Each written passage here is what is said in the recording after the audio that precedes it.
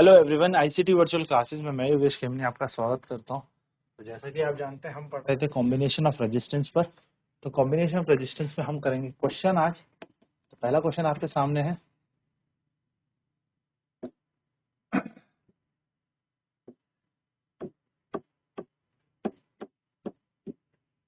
ये point A है, ये पॉइंट बी है। क्वेश्चन कह रहा है find the net resistance of the circuit. क्या कह रहा है, परिपथ का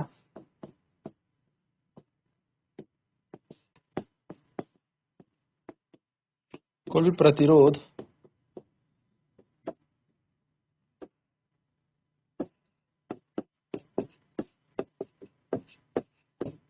याद करें। तो देखिए, आपने इस परिपथ में क्या कर देना है, एक रेजिस्टेंस को आपने R1 मान लेना है, एक को मान लेना है R2। लिखेंगे आप लेट R1 इक्वल टू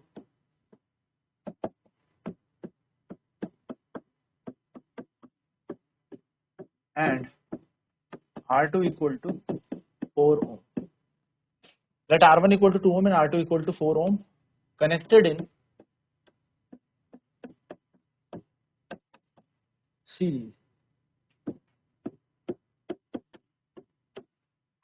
माना, सॉरी सीरीज नहीं, कनेक्टेड इन पैरेलल होगा ये, ठीक है। तो पहले हम ऐसे लेके चलते हैं। माना R1 का मान 2 ओम है और R2 बराबर है 4 ओम।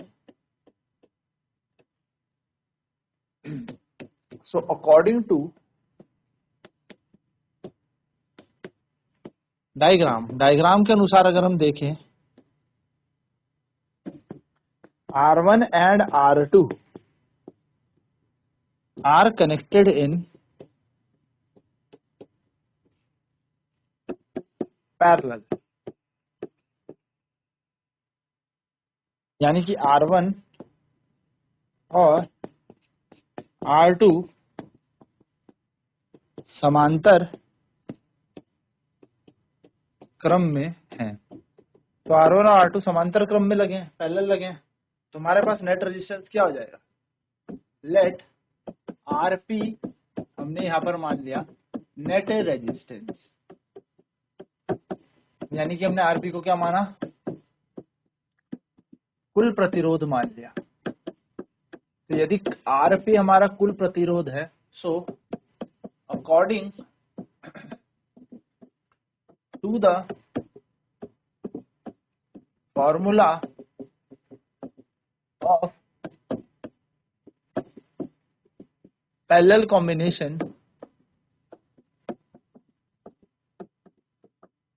यानी कि समांतर क्रम के सूत्र अनुसार 1/RP बराबर 1/R1 प्लस 1/R2 होगा। तो 1/RP इक्वल टू 1/2 प्लस 1/4। तो 1/RP इक्वल टू 4 एलसीएम आएगा तो 2 बन जाएगा यहाँ पर, प्लस 1 3/4।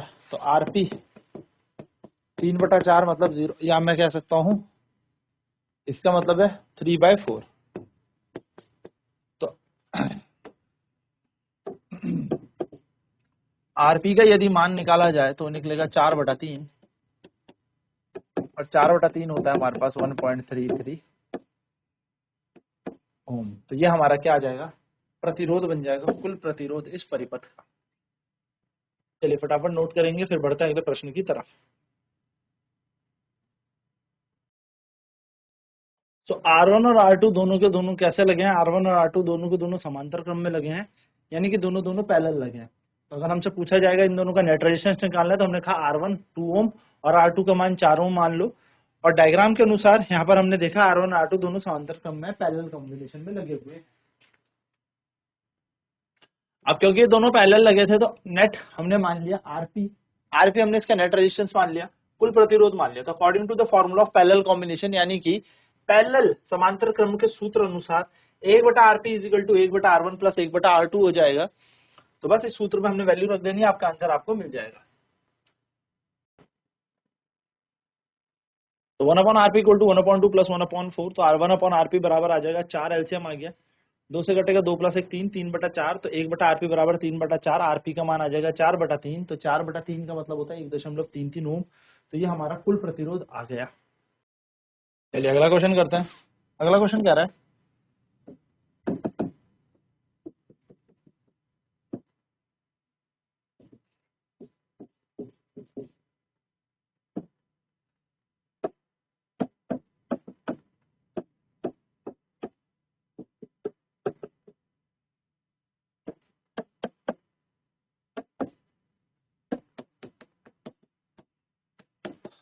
फाइंड द नेट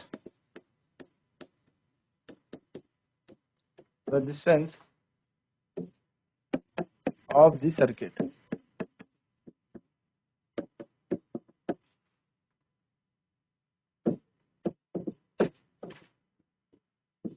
परिपथ का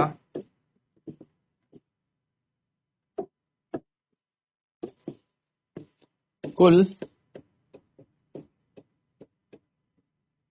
प्रतिरोध ज्ञात करें। परिपथ का आपको कुल प्रतिरोध निकालना। चलिए सबसे पहले कहेंगे हम let R1 equal to 10 ohm, R2 equal to 20 ohm and R3 equals to again 20। माना R1 बराबर 10 ओम है, R2 बराबर 20 ओम हो गया और R3 बराबर 20 ओम फिर से आया। अकॉर्डिंग टू डायग्राम यानी कि प्रश्न के अनुसार देखें, according to diagram R1 and R2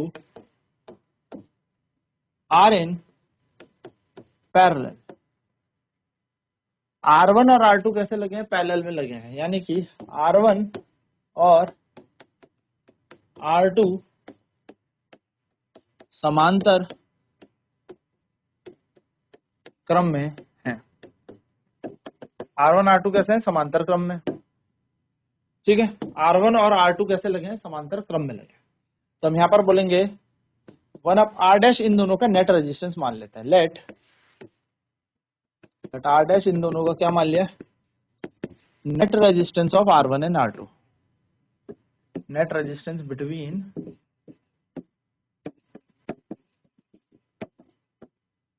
R1 and R2, यानी कि R1 और R2 के बीच का कुल प्रतिरोध हमने कितना मान लिया, R1 और R2 के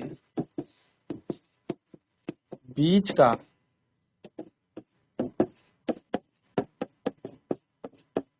कुल प्रतिरोध R डैश माना। सो 1/r' बराबर क्या आ जाएगा, 1/r' बराबर आ जाएगा 1/r1 प्लस 1/r2, यानी कि 1/r' बराबर 1/r1 कितना है, 1/10 प्लस 1/20, 20 इसका एलसीएम 2 प्लस 1 बन जाएगा, 1/r' बराबर आ जाएगा 3/20, r' का मान आ जाएगा 20/3 ओम। अब आप इस डायग्राम को देखेंगे तो ये r' बन गया और इसके साथ एक और लगा है R3, तो r' R3, इसका मान है 20/3 और इसका मान है 20 ओम। तो हम कह सकते हैं r' और R3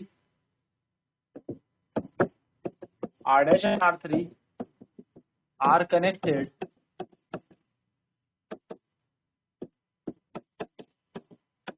इन सीरीज। R1 और R2 कैसे लगे, सीरीज में, यानी कि हम लिखेंगे r' और R3 श्रेणी क्रम में लगे हैं।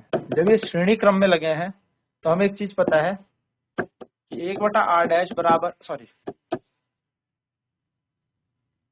तो हम मान लेते हैं आर इनका net resistance, net resistance between R dash and R three, यानी कि हमने आर को क्या मान लिया, आर डैश और आर थ्री का कुल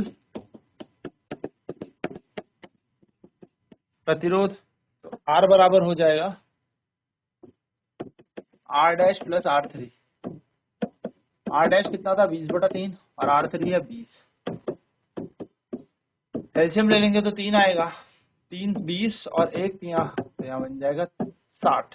तो आर का मान आ जाएगा 80/3 ओम। ये हमारा फाइनल आंसर आ जाएगा। तो this is our right and final answer. चलिए फटाफट से नोट कर लेते हैं, फिर बढ़ते हैं अगले प्रश्न की तरफ।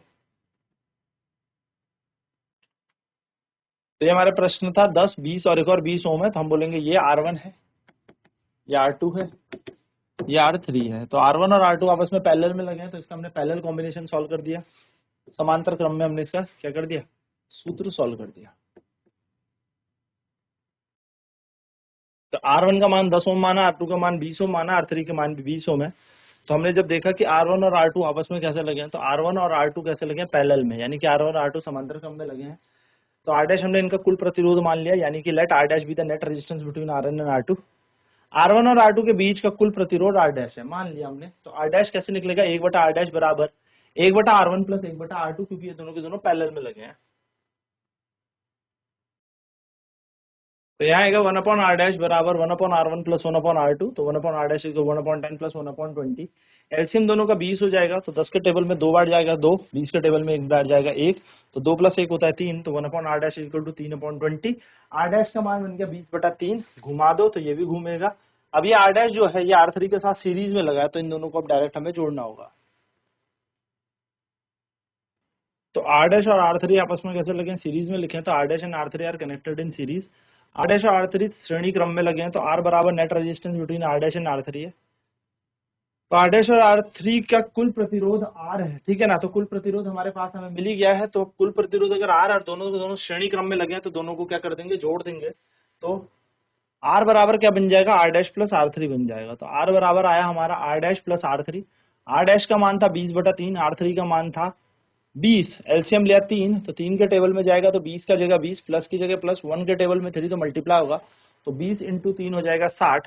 तो ये बन जाएगा 20 + 60 80, 80/3 ओम इसका आंसर आ जाएगा।